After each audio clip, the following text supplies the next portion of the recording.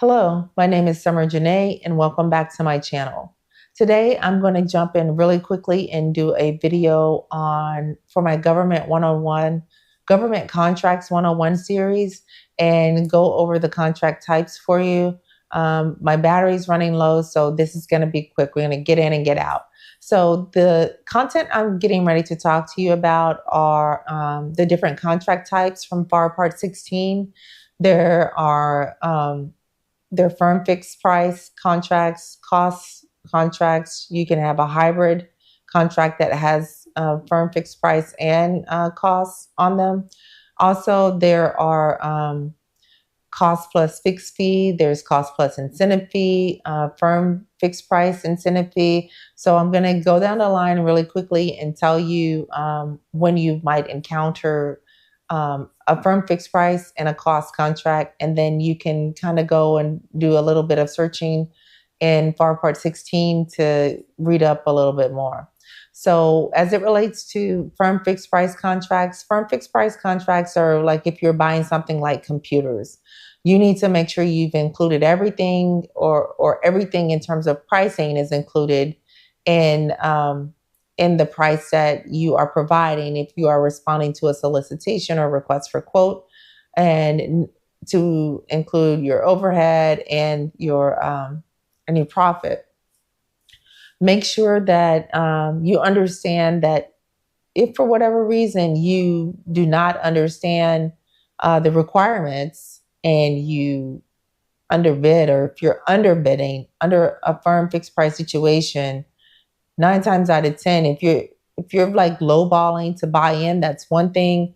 But because you want a certain amount of business or to get certain business with a certain organization, I've seen people do that. But like, understand that you need to make sure that you are putting your best foot forward, and you don't want to get the reputation of an organization who lowballs and can't finish the work or doesn't provide good service because you've proposed one thing, and then especially if it's requiring people and you're not providing the level of support required to accommodate the mission that you were contracted to do, number one.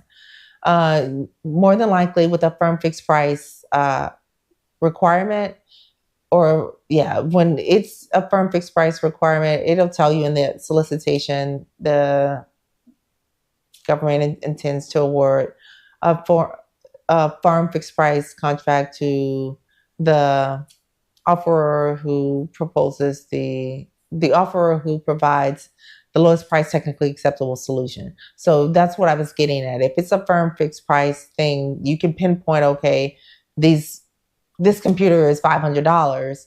Then if it's to that level of magnitude, or historically we paid this much for it, then you're going to see it's going to say it's going to go to the lowest price technically acceptable offerer will more than likely get the award.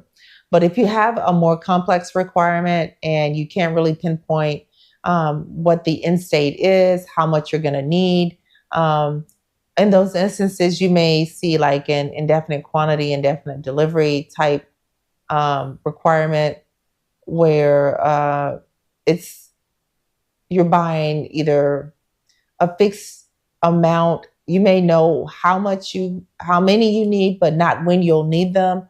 And so then you may have like task orders or delivery orders, depending on if you're buying a service or a supply.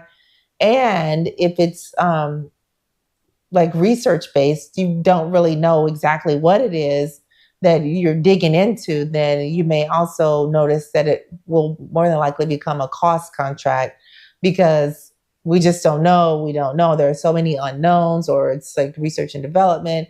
Though in those instances, you can kind of expect there to be a reimbursement. The government's, if it's a cost contract, that means that whatever it costs you to do X, Y, and Z to do it, then you're going to get your money back for those costs associated with delivering the service. In most cases, the product or service that's making it unknown, if you will. So that's the difference between a cost and a firm fixed price.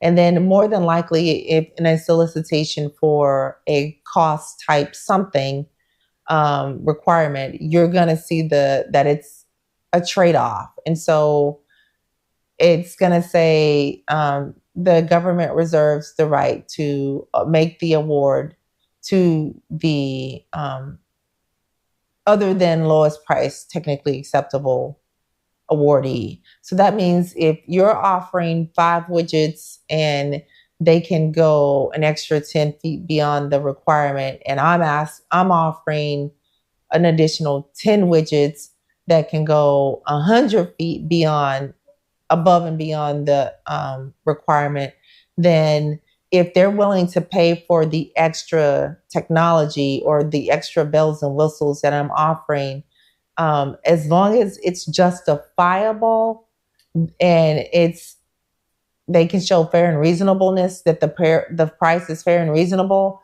they don't have to award to the lowest price technically acceptable. Now, if your response is technically acceptable and it's rated as the one that is offering the best value to the government, and it happens to be the lowest price, then in that situation, then there doesn't have to be a trade-off, because you're in that situation, you're the lowest price and you're technically acceptable. But there have been situations where maybe the best technical solution wasn't the lowest price. And so then there would have to be a explanation as to why it was, why you're going with the higher cost proposal in order to make the award. So that's what I have time to share with you today in terms of FAR Part 16. There's another section in FAR Part 16, FAR 16.5, that I want to do a deeper dive with you on, and it's relating to things like chess contracts, and there are also like government-wide acquisitions, but that one is, I know chess contracts are specific to the Army, but I just want to walk you through, and they're more likely IDIQs. So I want to walk you through what I mean when I say an IDIQ and the different contract types. So there will be a part 2 to this video. How about that? I'll make a part 2 to this video, and we'll go into FAR 16.5 and do a deep dive there. I am trying to wrap up this video before my camera shuts off. I pray you have an amazing rest of your day, and go be great.